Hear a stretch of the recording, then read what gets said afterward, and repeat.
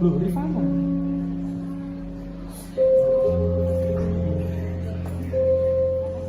Nggak salah masuk. Iya,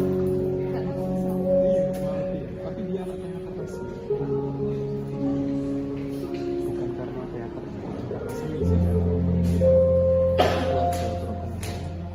Program Kristen semua, dia Islam semua.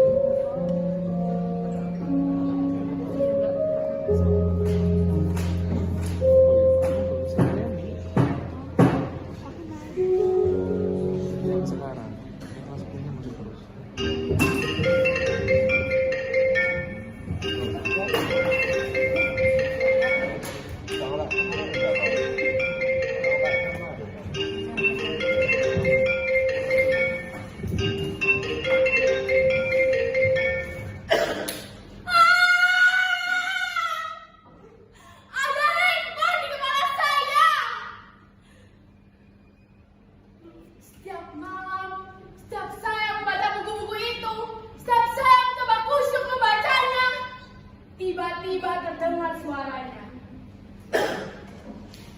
Ini terjadi sejak ayah membuat peraturan baru di rumah ini, larang handphone di malam hari. Dan saya harus menyerahkan benda kerjaan itu kepada ayah. Dan saya harus membaca buku-buku yang bisu dan tak asik sampai saya tertidur. Kata mereka, "Nak, jangan main HP malam-malam. Baca buku-buku itu, biar kamu jadi anak yang sukses." Ayah dan ibu seperti tentara jaga malam. Setiap 1 jam sekali, mereka bergantian berdatangan mengecek saya berada di sini, tetap membaca buku-buku itu hingga saya tertidur.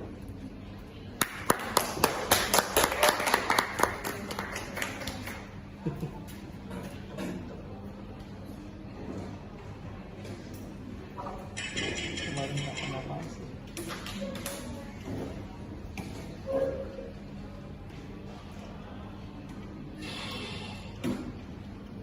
Pintu itu tak boleh dikunci sebelum jadwal itu tiba. Ini peraturan yang kedua. Biasanya sekitar 15 atau 20 menit lagi, ayah atau ibu saya akan datang ke kamar ini untuk berpatroli. Itu artinya saya harus duduk di bangku itu untuk membaca.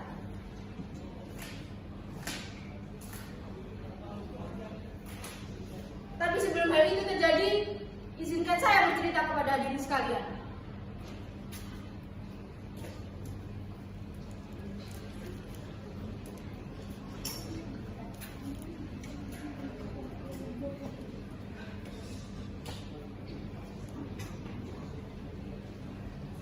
Saya bukannya tak berusaha. Ngapain dia masuknya di situ? Segala upaya sudah saya kerahkan untuk membaca buku dengan khusyuk dan bahagia. Saya juga sudah memotivasi diri dengan kata-kata mutiara, bahkan kritik tajam para pakar mengenai bahayanya kecanduan handphone. Pokoknya bulat ya. Tetapi herannya hal-hal itu tak juga membuat saya bergairah untuk membaca. Kalau berhasil, paling bertahan cuma 10-15 menit saja. Lalu membuat lagi. Sedangkan kritik tajam para pakar itu tak juga mengurangi kerinduan saya pada handphone. Ini kalau baca dulu sih fokus nih pasti. Iya, pokoknya bulat.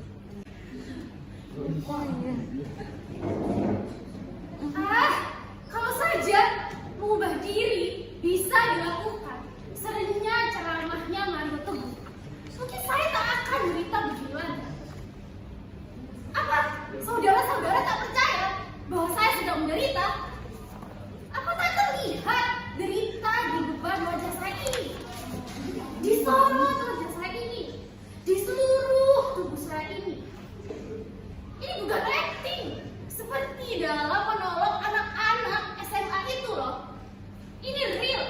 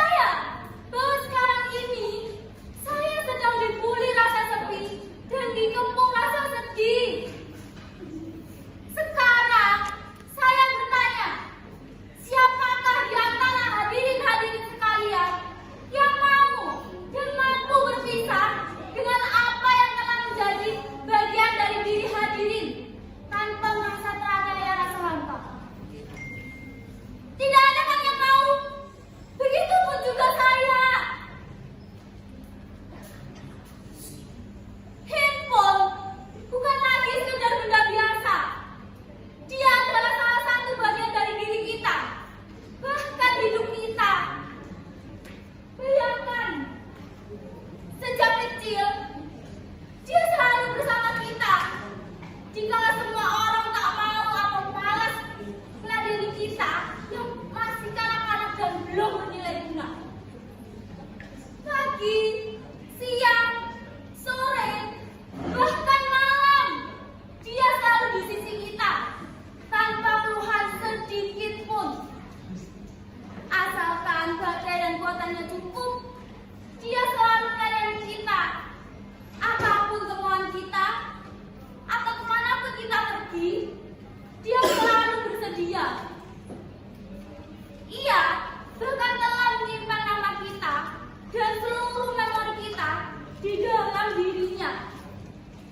Bahkan kita juga telah menyimpan password dan kunci pembuka dirinya di dalam benak kita. Hubungan yang sangat romantis, kan?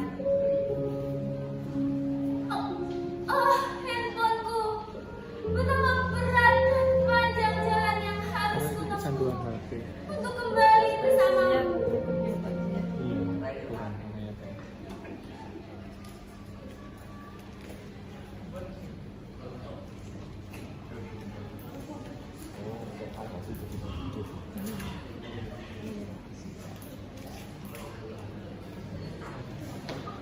Sejak pertama kali saya bisa membaca dan menulis, saya sudah menemukan nama dia.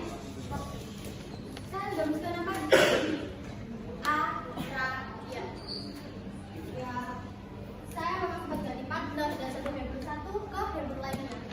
Tapi apapun jenisnya, sikap mereka tak sama. Setia. Setia menemani dan melayani. Tak pernah berkurang sedikit pun. Bahkan semakin besar dan semakin canggih kualitas mereka dalam melayani kita.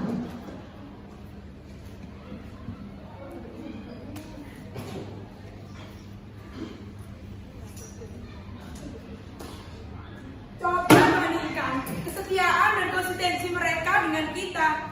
Berganti partner, berganti pula sikap dan kebiasaan. Apalagi berganti pimpinan, bisa semakin naik atau malah semakin anjlok mutunya. Maaf, saya agak melantur. Ya beginilah orang-orang yang terkadang sedih dan rindu. Bisa melenggang mana-mana pikirannya. Jadi, bagaimana sekarang? Sudah cukup jelas bahwa saya menderita.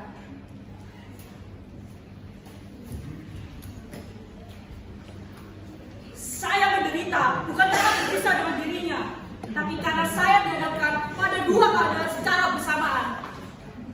Tapi di satu sisi, ayah dan ibu bertujuan baik, prestasi, dan maju dalam studi.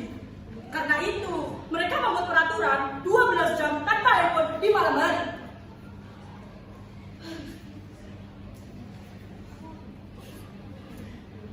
Kadang kalau saya tak kuasa menahan rindu padanya, saya ambil handphonenya, saya dekatkan ke diri saya.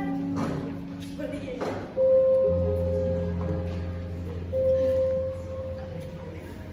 Kadang saya terkenal pula masa dramatis kami. Ketika ia lemah dan kritis, dan saya panik, cari tempat untuk mendapatkan energi.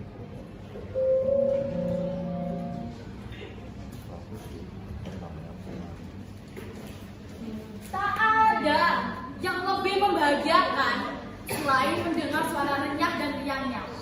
Bertamasya dengannya. Kemanapun saya ingin mengunjungi situs-situs atau menikmati menu-menu lezat yang ditawarkannya.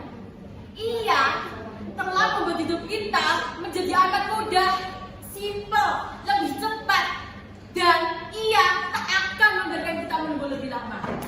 Ia bisa memberikan kita tanpa perlu kita menginginkannya. Ia telah memberikan informasi secara lengkap dan jelas tanpa perlu kita mengerahkan tenaga. Ini untuk Lantas, bagaimana bisa saya hanya membaca buku bisu itu untuk menata masa depan? Itu sangat menghabiskan waktu, tenaga, dan pikiran. Sementara kita hidup di masa yang sangat bergantung pada kecepatan dan keringkasan. Siapa yang tidak cepat akan ditinggalkan, akan menjadi fosil penghuni museum peradaban.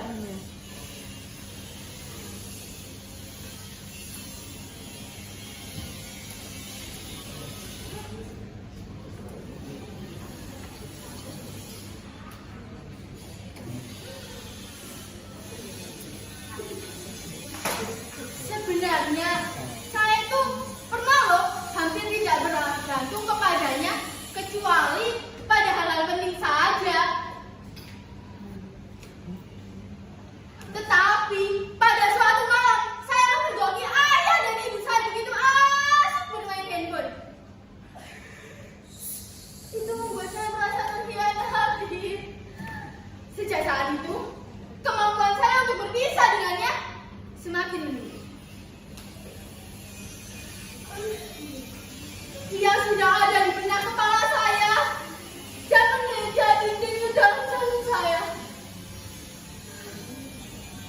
Saya sudah teramat dalam mencintainya. Hah? Di mana dia? Kita di sini kan? Kok nggak ada? Ah!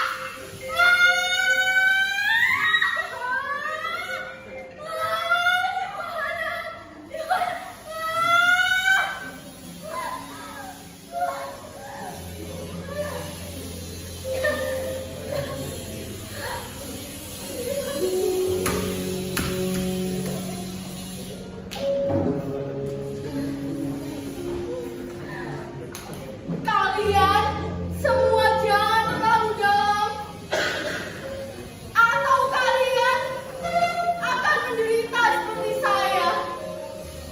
Yang berdarah seperti saya. Kenapa